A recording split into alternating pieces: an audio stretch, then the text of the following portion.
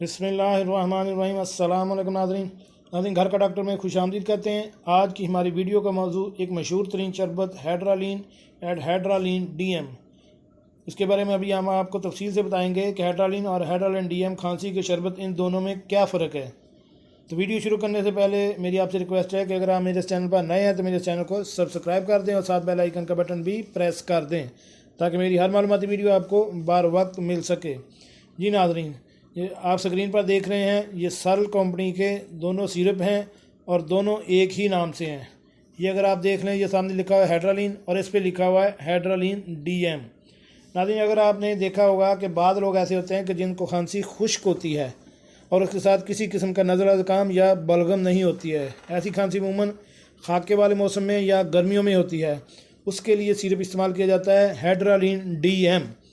और ऐसे पेशेंट जो कि जिनको खांसी बलगम वाली होती है और वो सर्दियों में जिनके साथ नज़ला ज़ुकाम और छाती पे बलगम जमी होती है, उनके लिए सिरप इस्तेमाल किया जाता है हाइड्रालिन प्लेन, जिस पे पीली पट्टी या पीला कलर होता है, ये हाइड्रालिन प्लेन है।